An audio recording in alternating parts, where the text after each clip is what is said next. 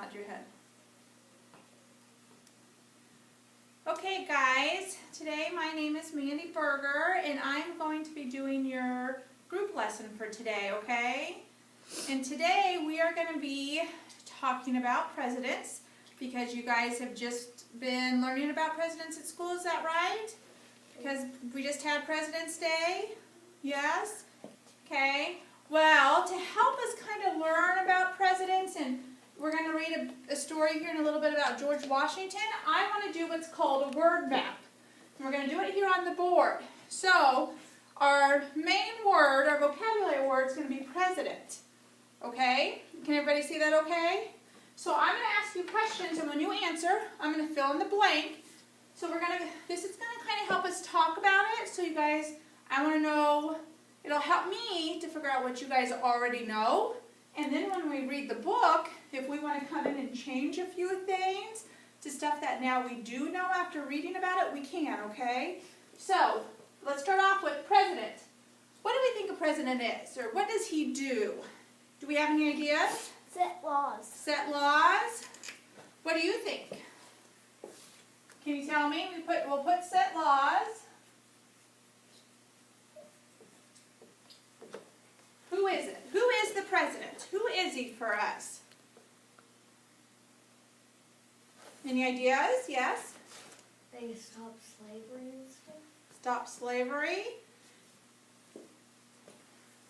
How about when we think of the United States, who's in charge of all the United States? The president. The president. So let's think of it this way. If we have a small group of people and you have one person in charge, what are they normally called?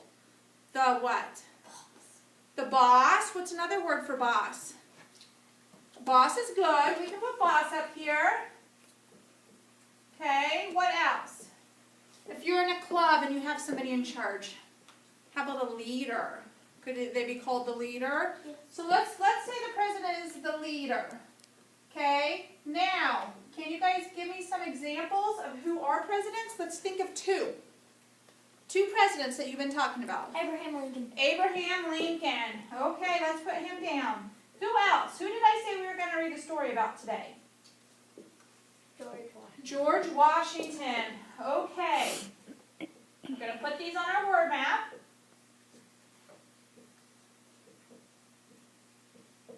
So for right now, we said that a president is a leader or a boss. Example is Abraham Lincoln or George Washington. Now, let's go over here. What do you think they do? Let's take these over here. Should we move these to what they do? Yeah. We'll put stop slavery over here, because that's more what they do than who they are, right? Okay, what about set laws? Do you think it should go over here? Yeah. Okay, what else do you think they might do? What do people who are in charge do? Tell the other people what to do. Give directions? Tell people what to do? Okay, and if we don't fill them all out, it's okay. We can maybe fill them out after we're done. Do you guys have any other things you want to add? Two more blanks. You want to wait till we read to find out more, or do you want to add? Wait. Oh, Wait? Okay. Well, so we're going to read this little book about George Washington. And can you guys tell me who was George Washington? The first president. The first president. And we're going to find out more about him, okay? So, this is George Washington, the first president.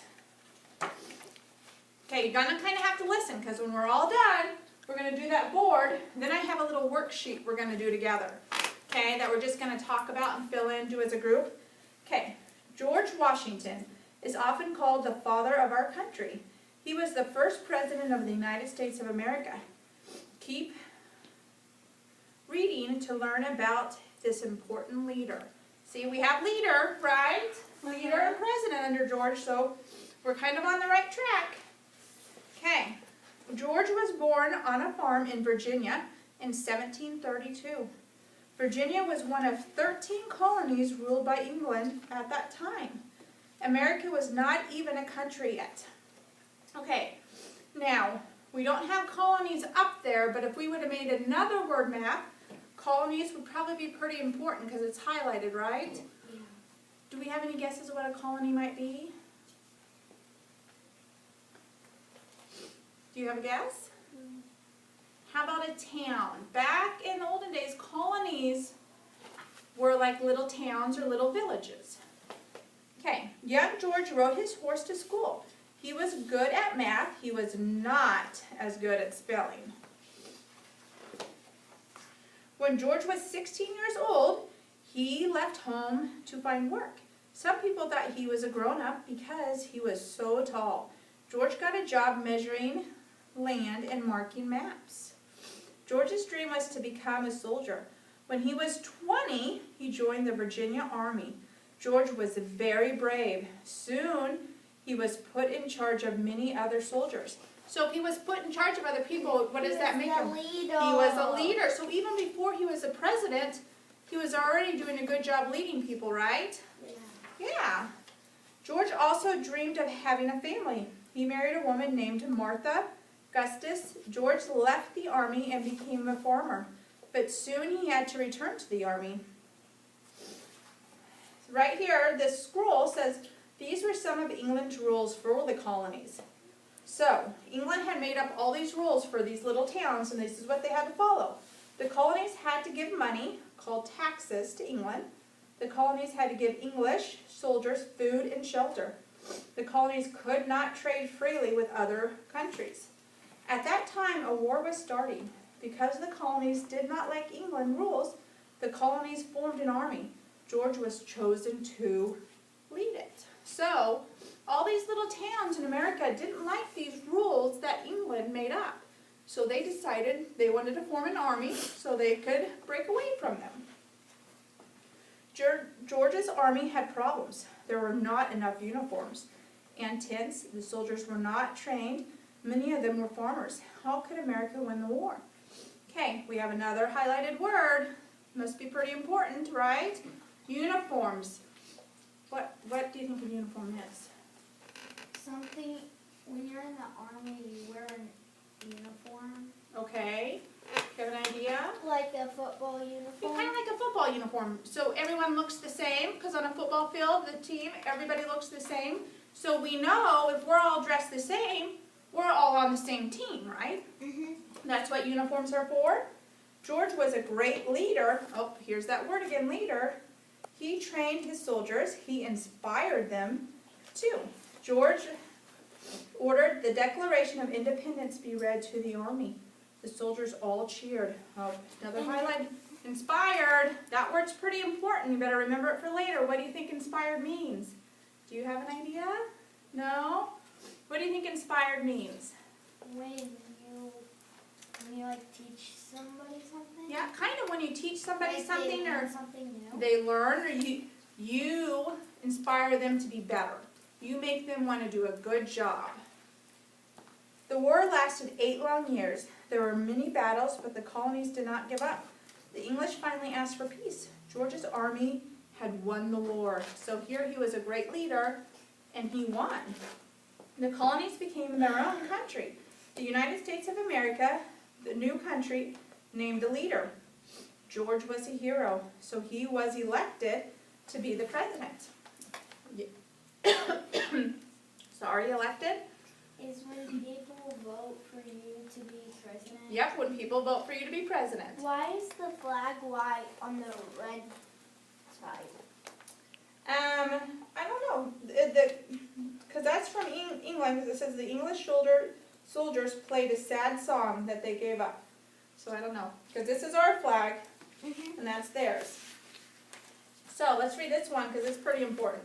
George became president on April 30th, 1789. This shows what he wore that day. He had powdered white hair, white tall socks, shoes with silver buckles, and a brown suit. So what year did he become president? 1789. So before that, we didn't have presidents. Being president was a very hard job. There was a lot of work to be done. George traveled to different states. He learned about problems and tried to solve them. George could not run the country all by himself. He chose people to help him, such as Thomas Jefferson and Alexander Hamilton. George was elected president 2 times. People even wanted him for a 3rd time, but George thought the country needed a new president. Finally, he returned to his home in Virginia. Today, there are many places named after George Washington. His face is also on the $1 bill and the quarter. America will always remember George Washington as a brave leader. That's the Washington Monument. So that's the end of our story. So now let's go back up to our word map and kind of talk about it with our story. So we have president, right? And we picked George Washington. And so what did we decide our president was? Who was our president? We heard the word lots of times. Let's write it really big in here. Which one was it? A leader. Okay, let's write it really big so it stands out. That way we know now that the president is a leader of us, the leader of our country, right? Okay, now let's go back over here. Do we want to add any more? Stop slavery, set laws. What does a leader do? It kind of told us that one big black word, what teaches us. Do you remember the name of what that word was called? Inspired? Inspire us. A good leader will help inspire, right? And anything else a good leader will do? He will like tell us how to do like chores and stuff. Okay, tell people what to do, like chores. That's a good one. Like show us how to do and tell us how to do it. Show us, yeah, lead by example. That's kind of like showing us. Lead by showing us. That's a good one. Okay, now real fast before we get done, I have this little worksheet that I want to do with you guys. We're just going to kind of talk about it. We're not going to fill it in, it's just to look at, and we're going to talk about it and do it together. It just kind of, excuse me, goes over kind of the story about what we read, okay? So it just is a little kind of a map on its own, because it's going to talk about George Washington and from the start of his birth and go all the way to when he was president. So it's just going to kind of help us timeline the story. So let's read the first. George was born, do you guys remember where he was born at? What state? Started with the V. Virginia. Virginia, that is right. Now, do you remember what year he was born? It only said it one time. Yes. 1718. 1732 he was born. So, then after we talked about when he was born, then we kind of moved up on his age. And we talked about when he was 16. What happened when George was 16? What did he do? You guys remember? Okay.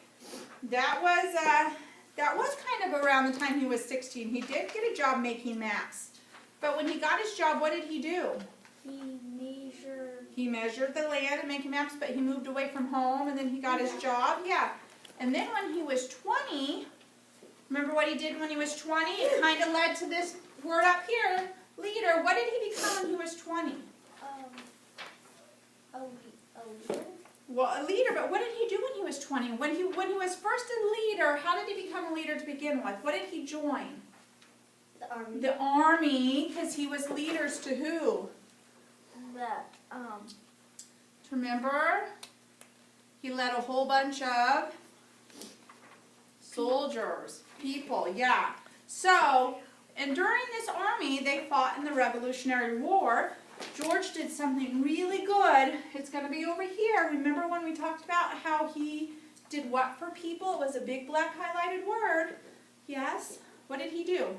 He stopped slavery. No, during the war, he inspired. He inspired others to fight and stand up for themselves, right? All those farmers. Now, lastly, okay, finally in 1789, remember I told you to pay attention to that. What happened? What did he became? He became the president, right? That's pretty cool. So this little map kind of just walks you through his life. But the next time you guys read a book or read a story, before you read it, you could always do a word map. these word maps will help you kind of better understand and get a little bit of knowledge of what you do know. And then at the end you can go back and fix the parts that maybe you didn't know. Does that kind of sound like a pretty good strategy to have with reading? Yeah. And you could do it with reading, you could do it with your science, with your social studies, with any tough word. You can put the word here, define it, give examples, even draw pictures if you wanted to. That's the great thing about using word maps, is you can do a little bit of everything with them. So, thank you for enjoying this book with me. George Washington was a pretty cool guy, huh? Okay, well that's all I have for our mini lesson today, so why don't you guys go pack your papers up in your book bags, okay? Okay.